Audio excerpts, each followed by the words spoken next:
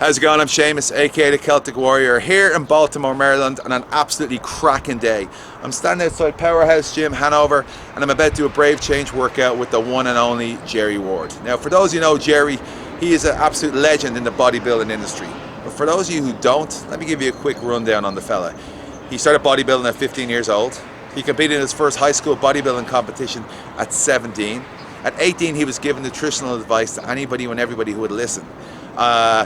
Over the course of his career, he's had over 5,100 personal training clients.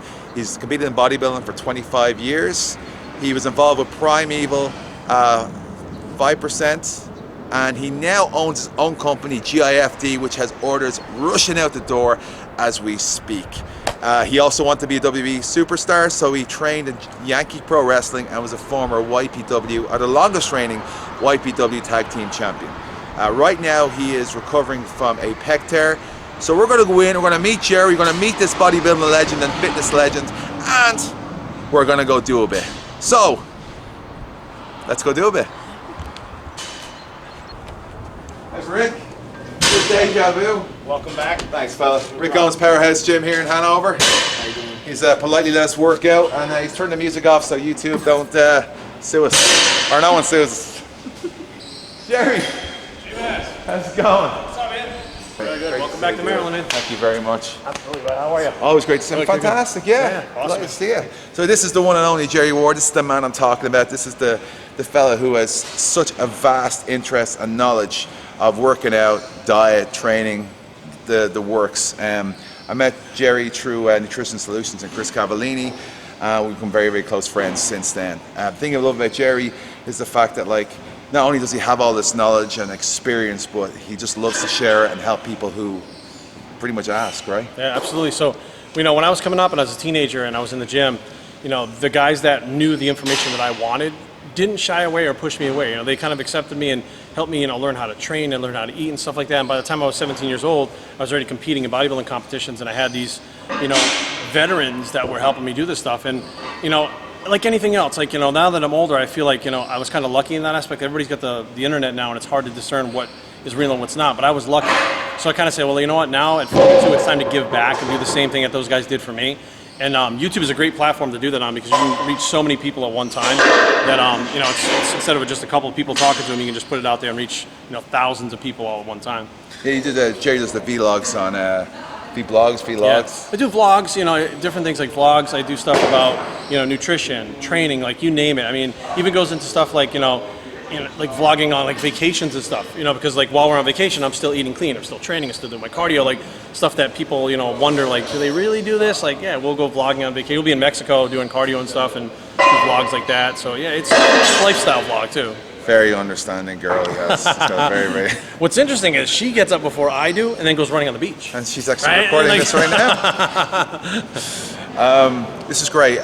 So, as I said, I'm excited. Obviously, you tore your pec. I did, yeah. But this is an example of, like, just because something's not working or you tear it, it's no excuse not to get in and continue your workouts. The Jerry's great at that. Like, something's not working, he'll find a way of working around it. And this whole workout's going to be, I believe, it's shoulder, right? Shoulder rehab. Shoulder. It's kind of a rehab, but it's more of like I'm kind of past the point where I can start building back up a little bit. It's actually 6 weeks ago today I tore my pec, and literally I was bench pressing. I brought the weight down, had 315 on the bar, which wasn't a lot of weight. As soon as I reversed it, I literally felt it and heard it like in my head, like it ripped, and I was like, oh no. Went to the hospital, the doctor confirmed that it was a torn pec, and I actually tore the upper pec on a flat bench, which is like not normal. Like I don't know, like, I've gone back and watched a part of the video because we were actually vlogging that day because I was bench pressing, and the rest of my benches, my elbows were tucked, and this, when I came down, the elbows were actually high, and when I came down and reversed, it just let go. So, right to the doctor, and then I took Wednesday off, which is my usual day off, formulated a plan. Thursday, I was back in the gym training legs with a sling that actually Velcroed around my waist to keep it from moving at all, and doing cardio. And then on that Friday, so I never missed a day training, I never missed a meal, anything like that. On Friday, I was actually doing one-arm laterals, one-arm curls, one-arm pushdowns. I was doing everything with one side of my body, which now contralateral training it's called, which actually stimulates the nerves on the other side if you're training one side. So if you're training one side, yeah. the other side automatically knows that you're training one side It of your does, body. yeah. It gets stimulus to the nerves, not really the muscle. So what happens is the muscle starts to atrophy, but the nerves are still firing. So apparently, when you're injured and you just sit around, the nerves actually start to, I don't want to say go to sleep, but they're not fully functioning when you come back to training. You have to kind of work back into it. If you keep those nerves firing like that all the time, you basically, one side, this side atrophies. You start training lighter and lighter to bring down the other side to kind of match that. And once you get here and healed, then you can bring them both back up together, and you're growing back into your physique and not having like one arm a lot bigger than the other and stuff like that. Like actually, for not being able to really train one side of my body, I didn't really lose any of my symmetry at all.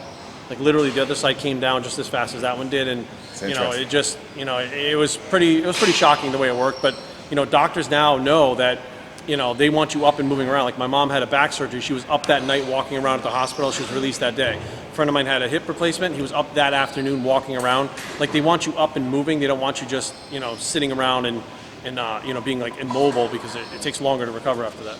That's awesome. With all that, I'm just trying to absorb all that knowledge, because again, I talk too much. That's part of No, it's great. That's the whole point of what we talk about is the Brave Change philosophy is like, all I know is I know nothing, and opening your mind to learning new stuff, which is for everybody that watches. It's always consistent. I'm learning, and I'm sure everybody else is learning, like different things you never would have thought of, But yeah, obviously the torn pec, we're going to do a shoulder rehab. So before we get stuck in, and before you probably kill me with all these mad techniques that are awesome, what's the most embarrassing song on your playlist?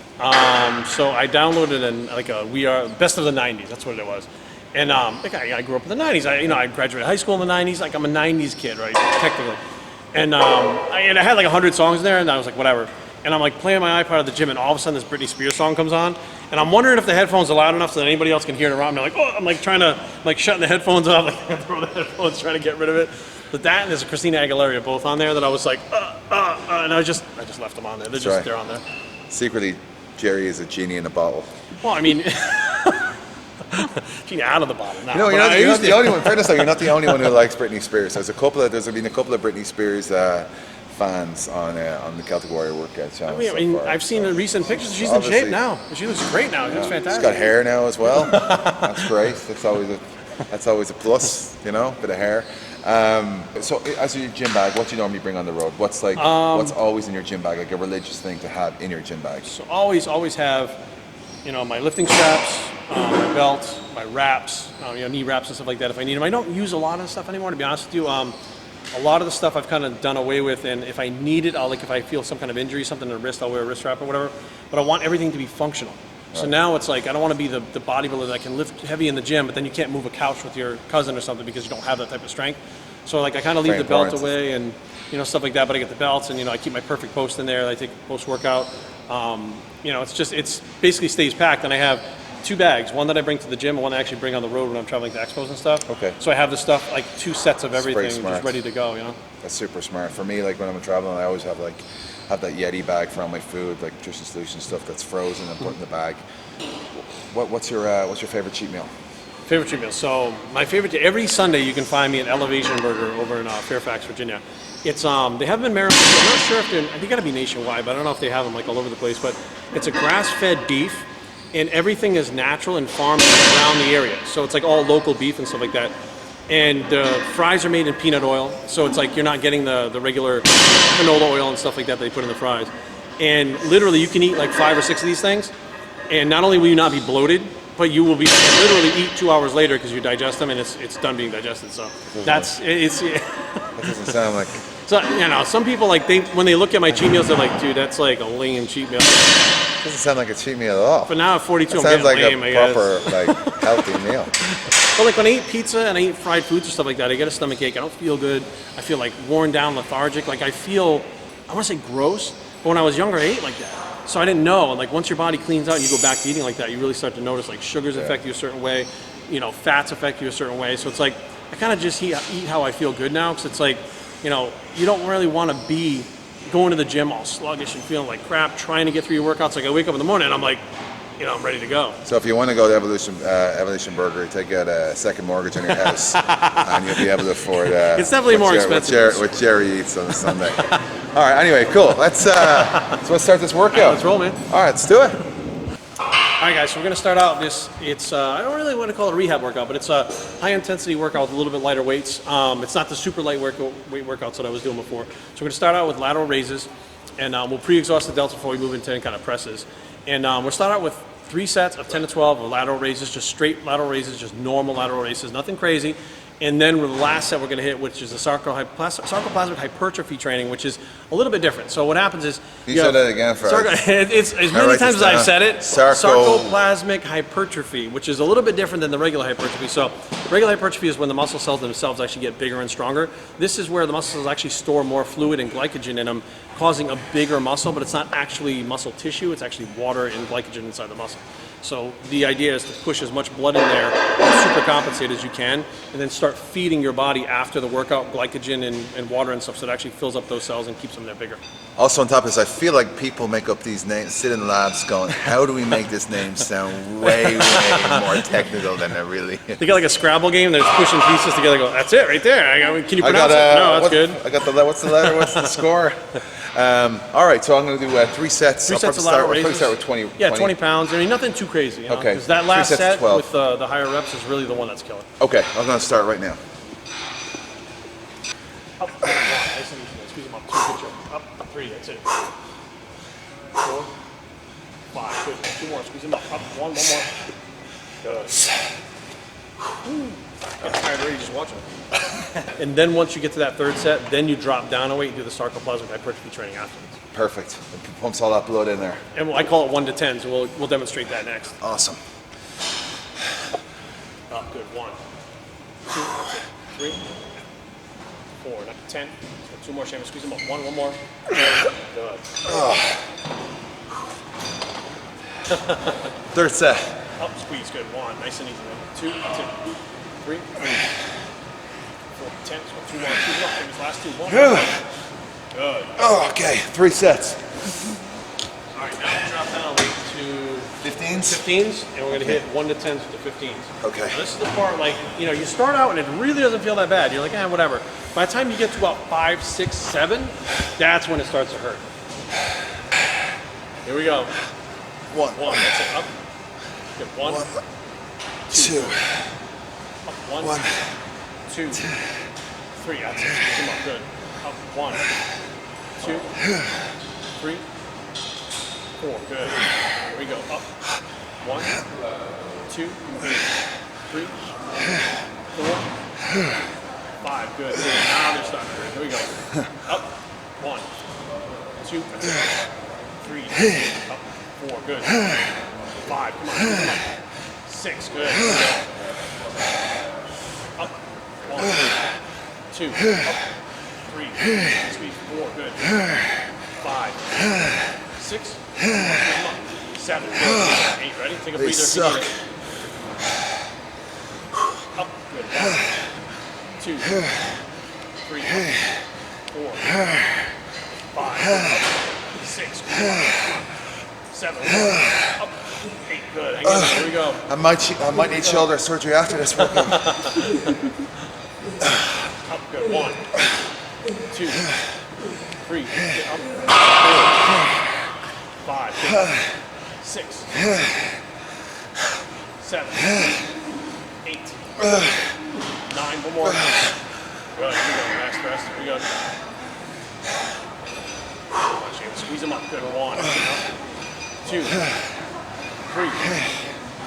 4. Up. Good. Come on. 5,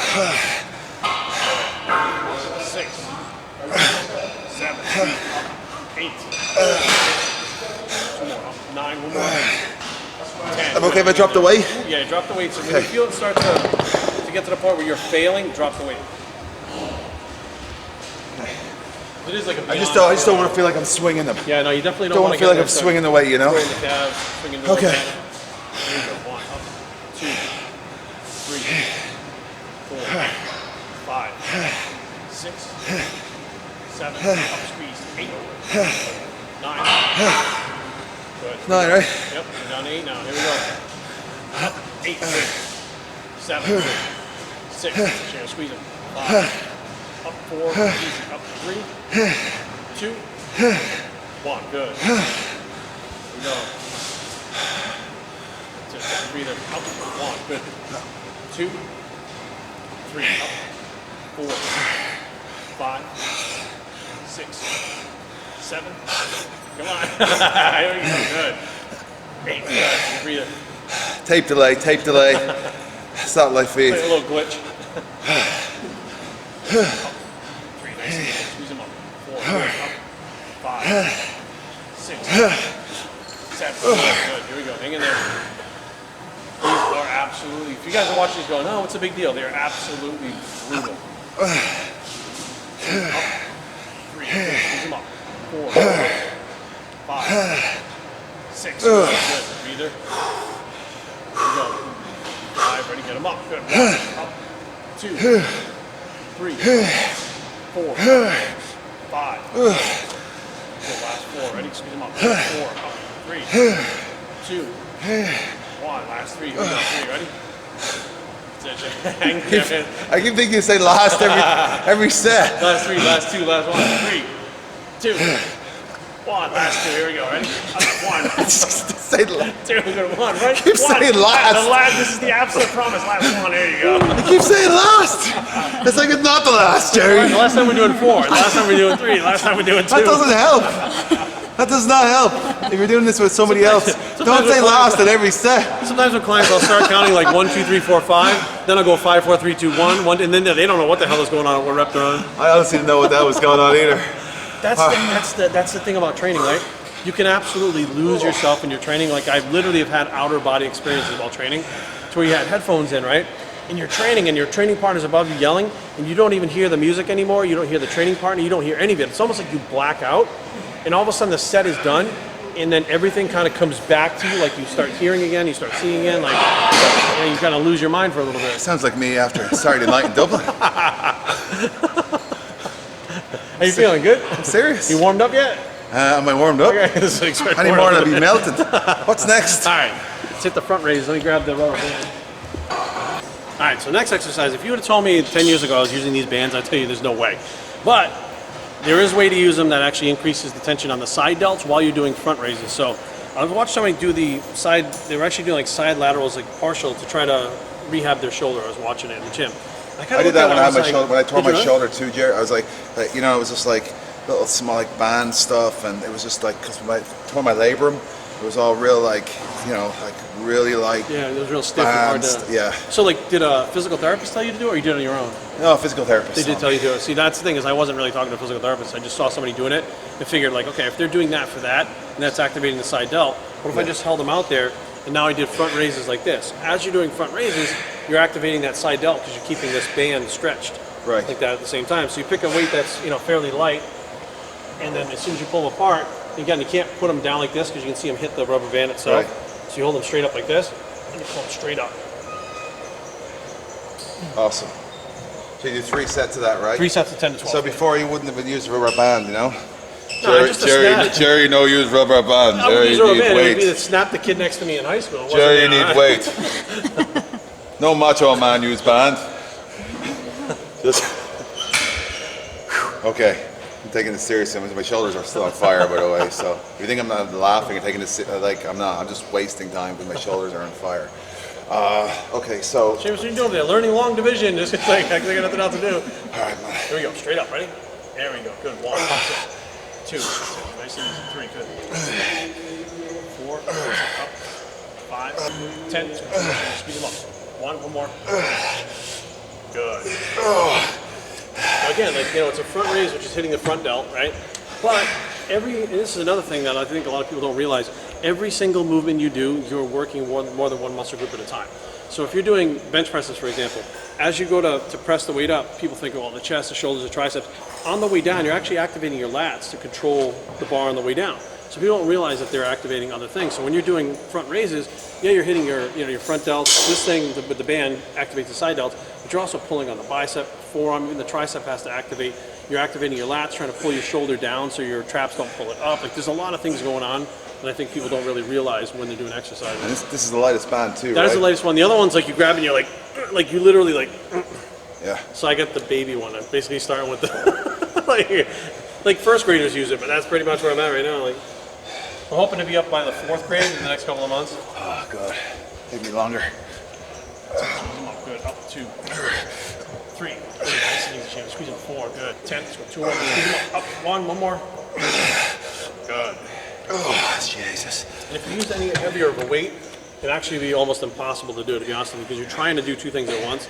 The heavier you go, like you lose that pull on the side delts. Yeah. You notice it'll kind of come in closer like that. She's keeping it out and you're going up. It's strange, you know, like again, I was just kind of looking, and a lot of things, you know, I feel like get invented by people going, well, how do I do this? How do I do that? Like maybe that is an exercise that people do. I don't know.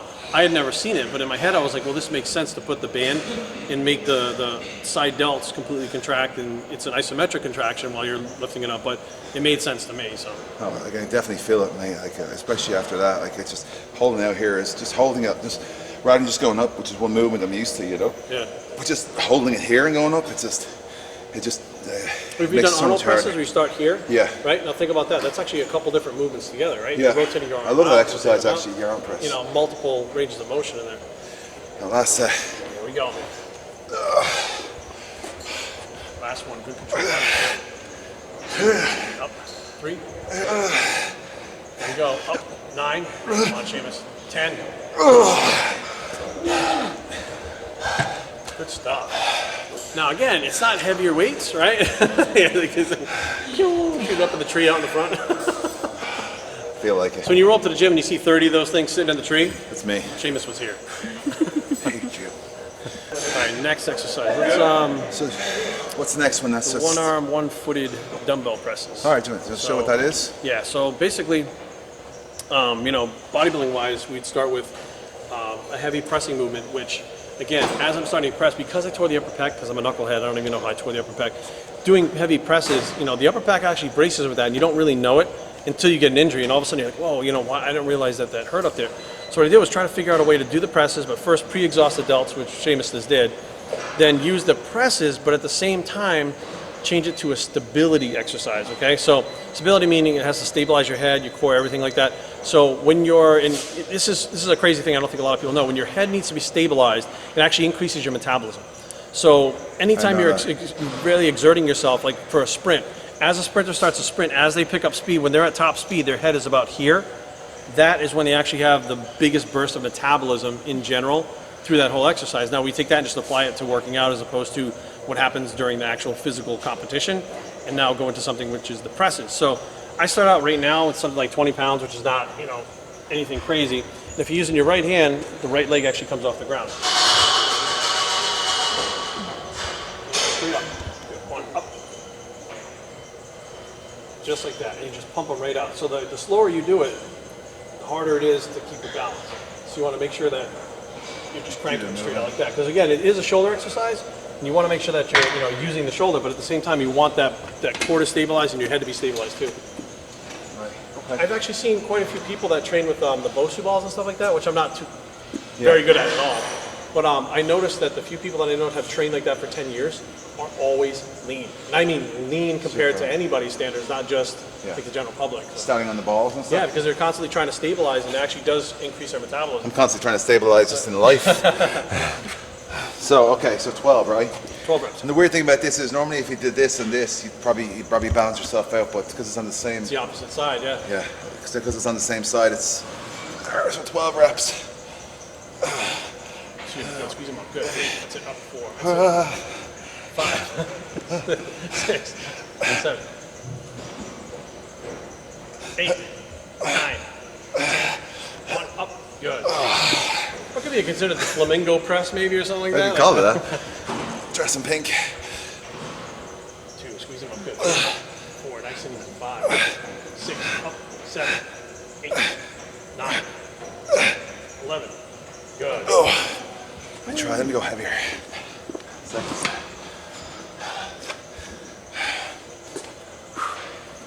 Okay.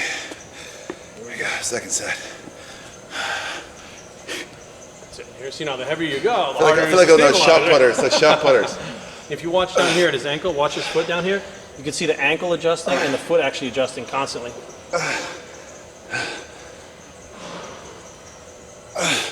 So squeeze them up, good. 5 pounds makes such a huge difference too.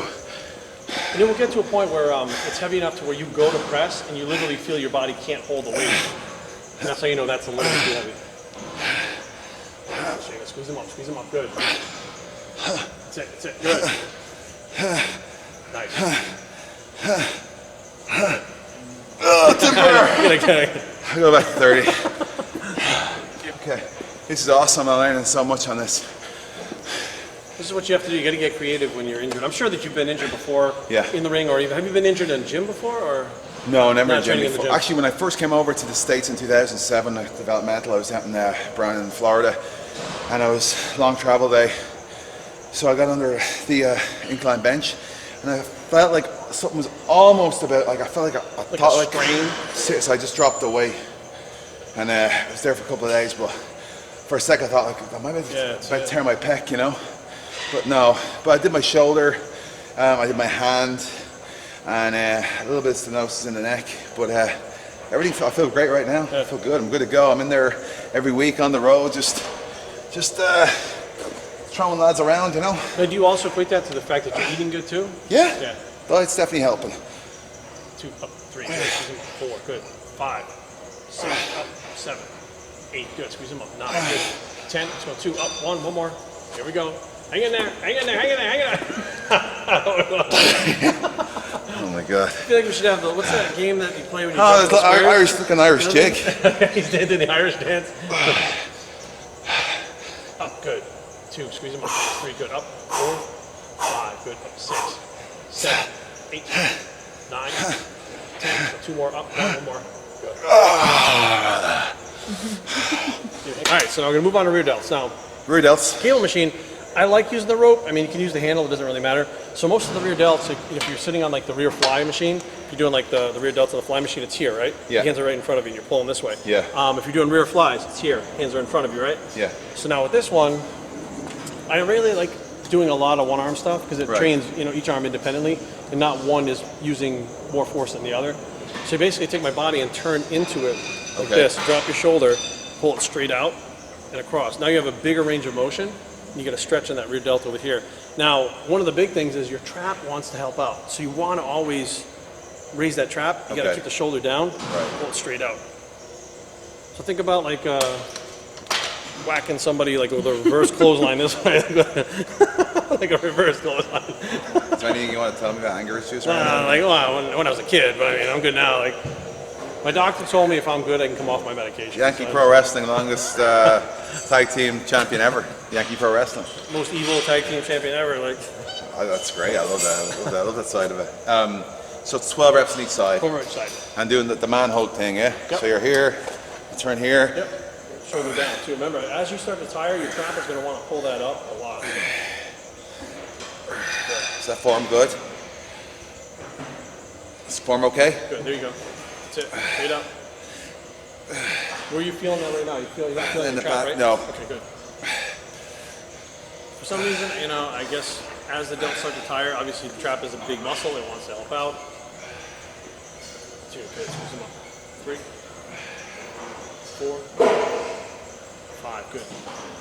6, 7, easy, good. 8, 9, 10, 11, 12, good. And there are other ways to do this too, where people use cables and they cross over and go down with them and stuff like that. I just feel like you can isolate it better with one side like that. Nice and easy. That's it, good squeeze, that's it. Good control. Good. Squeeze, good. And what he's doing is actually kind of how I like to do them too, like really not resting. Like one arm is resting while the other one's moving, so you keep a good pace. 3, squeeze them up. 4, 5, 7, good, squeeze them up. 8, 9, 10. Let's go 2 more up. 1 more. Squeeze, good. Oh my God. And as good as, like, I don't know who out there is watching, but as good as you think your cardio is, it's not ring cardio. Like, it's 2 completely different things. So it's good to try to keep up with as much as you can out here for when you finally get in that ring. You'll be able to recover faster in between spots and stuff that you're doing. Yeah, and a good mohawk too. You need a good mohawk. Last thing on the Jerry Ward shoulder rehab. Let's see what we got over here. Make sure we get all the weights so that when we get there. I have to sit here, Jerry. 10s over there. These are 20. somebody didn't put the 25s this way. That's probably me. There's there's one like underneath it. There's 10s. There you go. Oh, all right. It's beautiful. Beautiful. Look at that. We'll start right here. So what's the last? What are we finishing off on, Jer? We'll start with Shoulders are on fire, man. Big time. We'll start with 60s and work 60s all the way down. Start at 75s.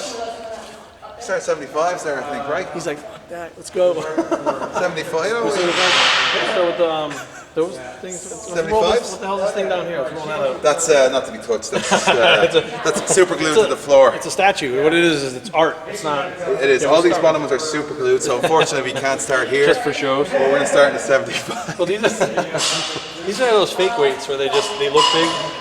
All right, so let's go. What's your rep scheme you want to do? Huh? What rep scheme you want to do? 10 to 12? 10 to 12? Right, you like the 10 to 12? That's 10. So we're going to do 10. So what are we going to do, Jerry? You're going to do 10 all the way down? 10 all the way down. So there's probably, I don't know how many dumbbells there are, but obviously it's a lot of sets. So. All right. Oh, here we go.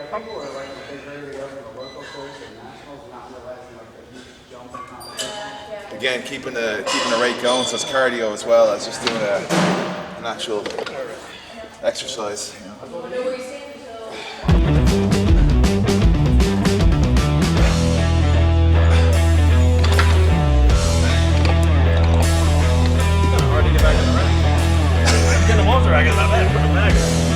I've always been better at making a mess than picking up anyways.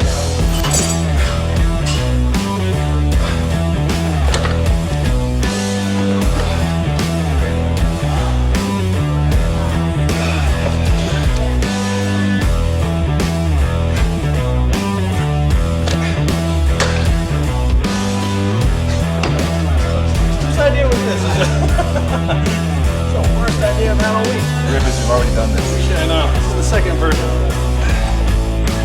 It's not behind the scenes, it is the scenes.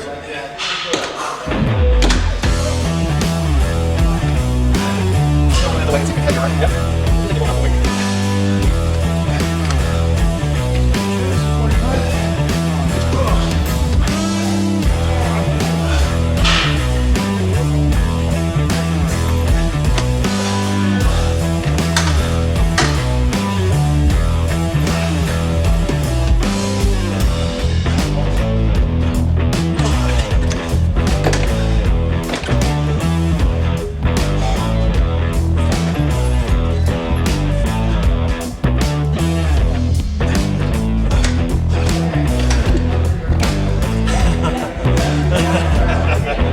I swear to God, these are not 300, they're 300, not 30. It's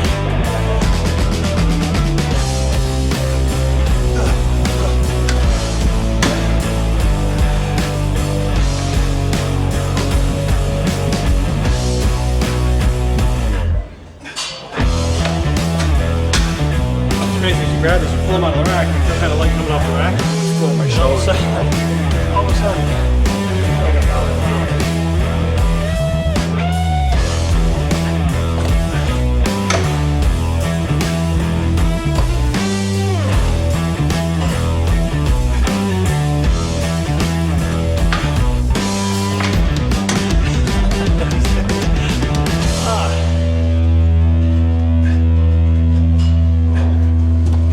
Almost, man, almost. There we go. Sorry, brother. Come on.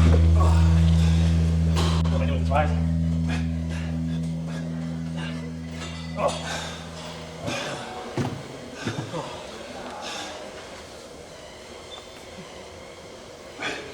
So pumped because I have a hard time turning my head.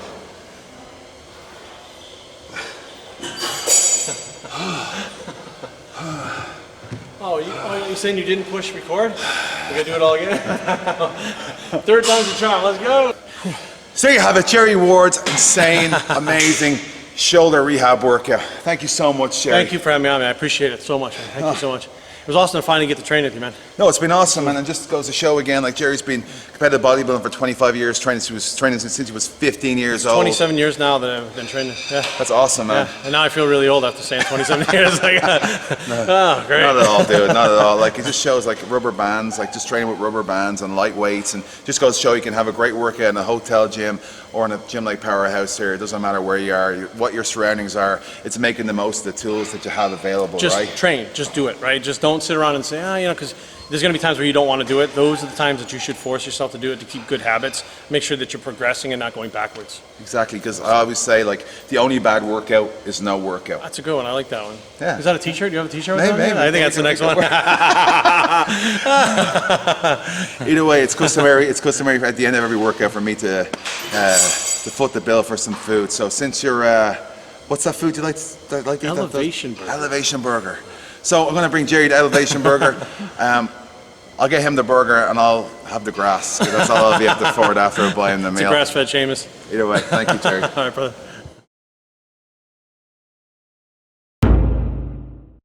Hey dude, I'm Sheamus, aka the Celtic Warrior. Just after doing an awesome shoulder rehab workout with the one and only Jerry Ward. Tell him the brave change, Jerry Brave Ward. change. My mom was actually going to name me Brave Change. That was her first choice, but she flipped the coin and went with Jerry Ward instead. How do you know what I was going to say? Tell him the brave change. Brave Change. I know Brave Change. This is my first rodeo or something like that. Okay.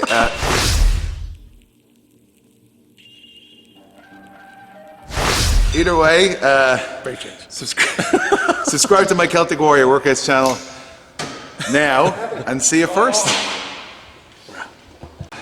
So, we did this workout earlier, and the expensive $200 mic I used. So, or we just didn't turn it on. One or the other. Like. So, well, it's just the button fell off. It's falling apart. Anyway, it was a late night last night. I was in travel. So we're doing this workout. So basically, we filmed a silent movie earlier too. That was like, which would have been great in the 1920s. But we're doing this workout again because I'm a dick.